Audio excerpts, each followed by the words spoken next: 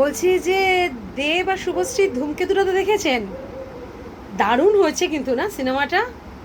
সত্যি কিন্তু খুব সুন্দর হয়েছে।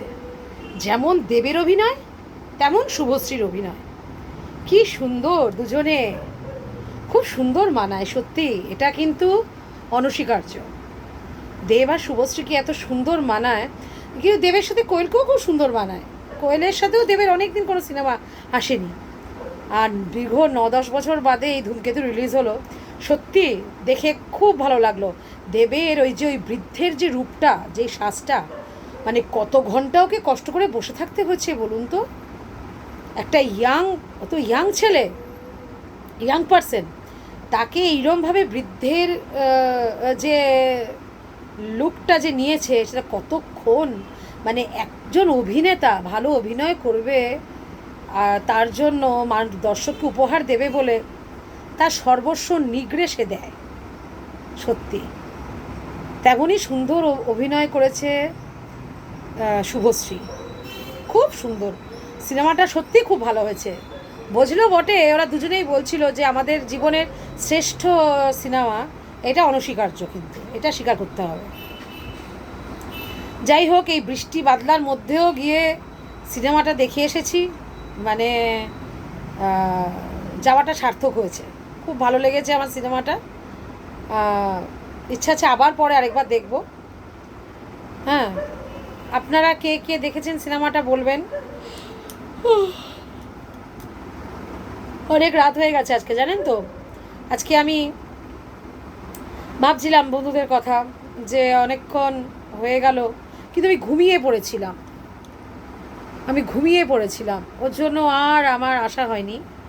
এত ঘুম পেয়েছে, ঠান্ডা ঠান্ডা ওয়েদার তো, বৃষ্টি পড়ছে, একটা গান চালিয়ে দিয়ে হালকা আমি ঘুমিয়ে পড়েছি। আজকে অনেক ক্ষণ আমি ঘুমিয়েছি।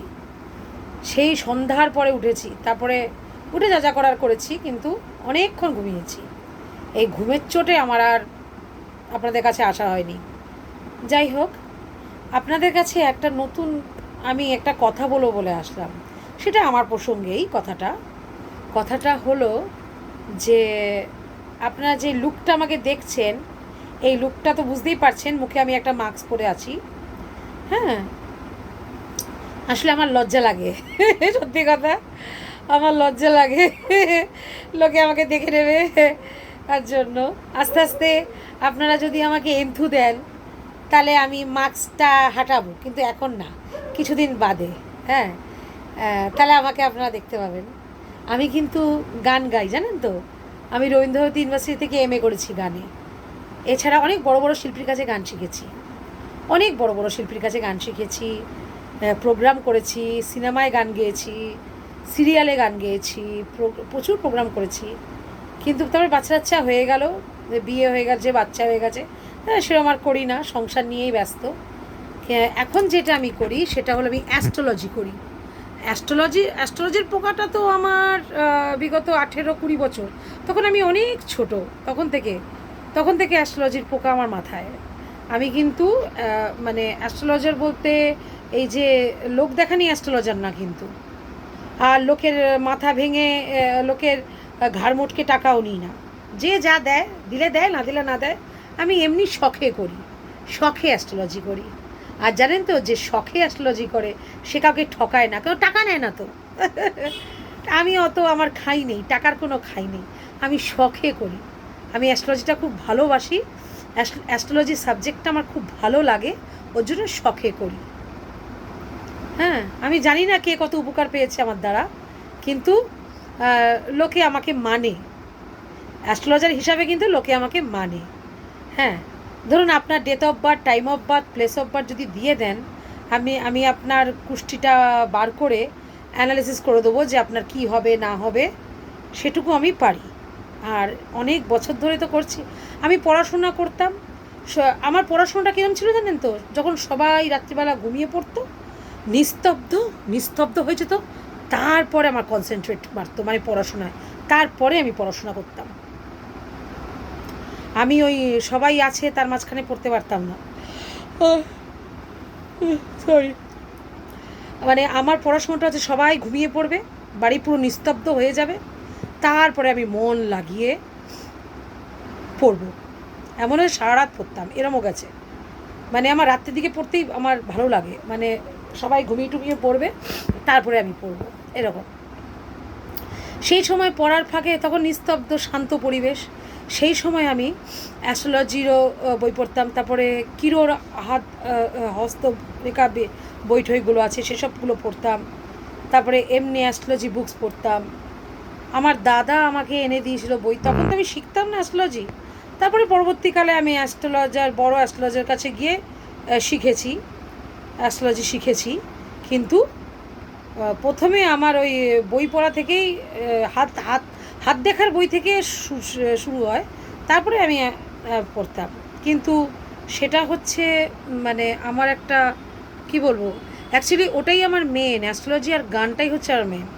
এখন যেটা দেখছেন ফানি বা কিছু, এটা জাস্ট ফান, এটা জাস্ট আনন্দ করা।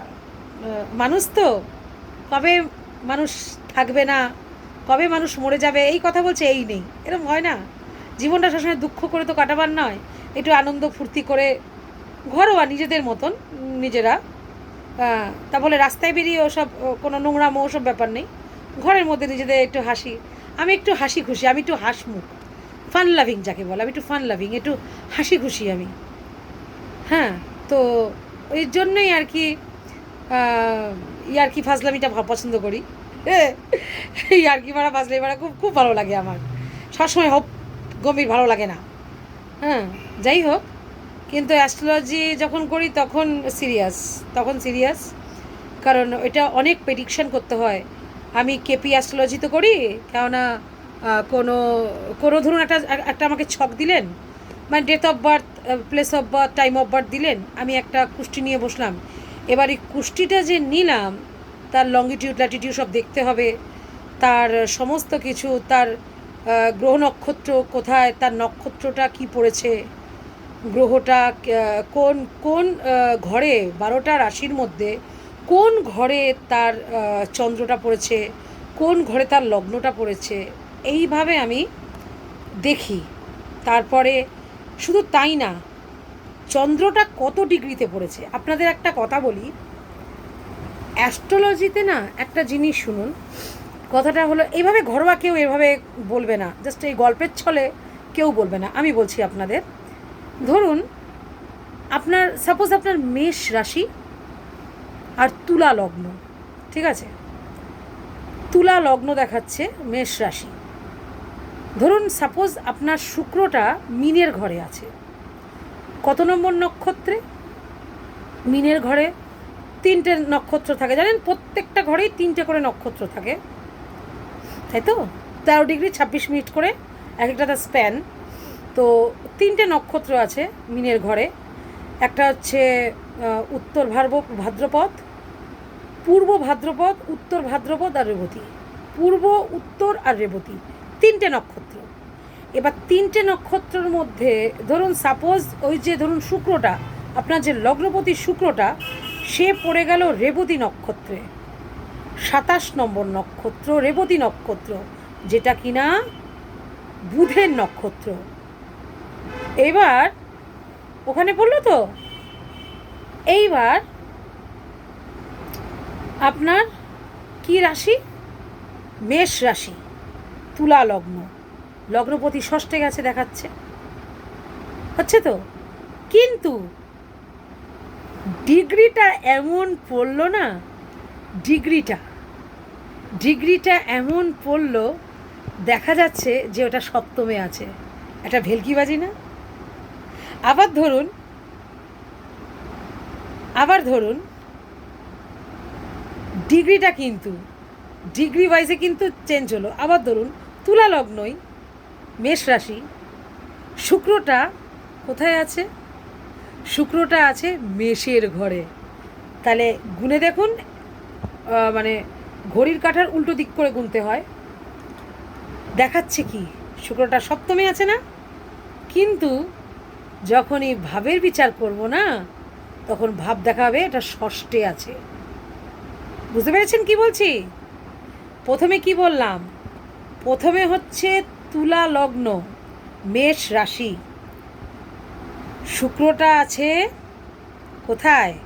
মিনে, রেবতী নক্ষত্রে, একেবারেই ষষ্ঠেই বসে আছে, কিন্তু মানে এমনি রাশি অনুযায়ী ষষ্ঠে, কিন্তু ওই ডিগ্রি, লগ্নের যে ডিগ্রিটা এমনভাবে পড়েছে যে ওটা সপ্তমে হয়ে গেছে। কোনো মতেই সপ্তমে থাকার কথা না, কিন্তু ভাবটা পেয়ে গেল সপ্তমের, কারণ ডিগ্রিটা সরে গেছে।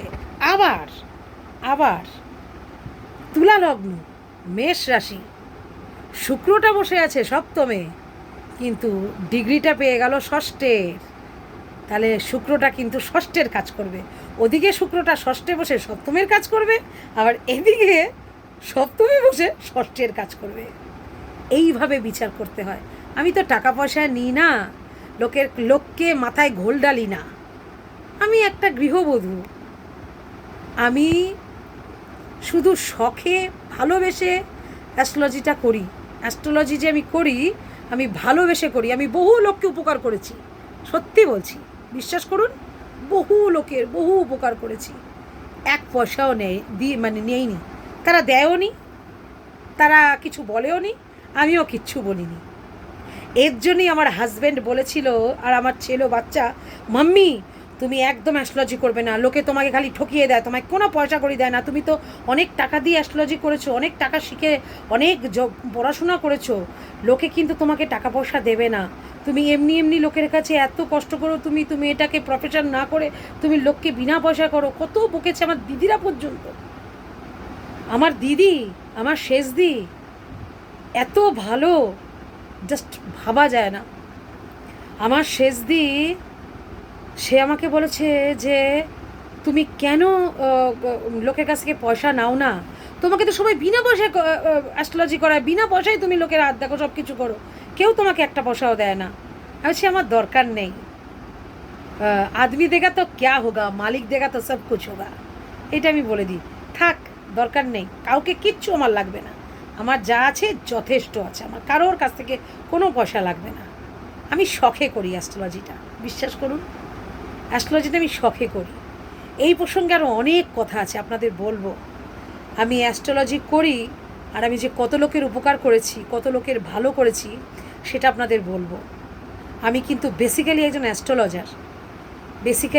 অ্যাস্ট্রোলজার, সেটা আমি আপনাদের পরে আস্তে আস্তে, কেউ যদি আমাকে date of birth, place of birth, time of birth দেন, দেখবেন প্রেডিকশনটা কীরকম হয়, তারপরে বিশ্বাস করবেন। হ্যাঁ, তবে একবারে হুদু চলে আসলো তাহলে পারবো না, একটা দুটো করবো আগে, দু একজন, প্রথমে যারা আসবে 10 জনের করব, বেশি করতে পারবো না। আমারও তো ঘর সংসার, বাচ্চা কাচ্চা আছে, তাহলে তো আমি একটা চেম্বার খুলে বসতেই পারতাম, কিন্তু অত পারবো না। এটা আমার শখের বসে আমি বলে দেবো, ঠিক আছে? আপনারা দিয়ে দেখবেন, কোনো আমি হাওয়া মারছি না, কিন্তু সত্যি আমি অ্যাস্ট্রোলজার একজন, প্লাস আমি গায়িকা, আমি রবীন্দ্রনাথ থেকে MA করেছি গানে, ঠিক আছে? তাহলে আজকের মতন এই কথাটা বলবো বলেই এসেছিলাম, তাহলে রাখছি, পরে আবার কথা হবে, হ্যাঁ, ঠিক আছে, টাটা।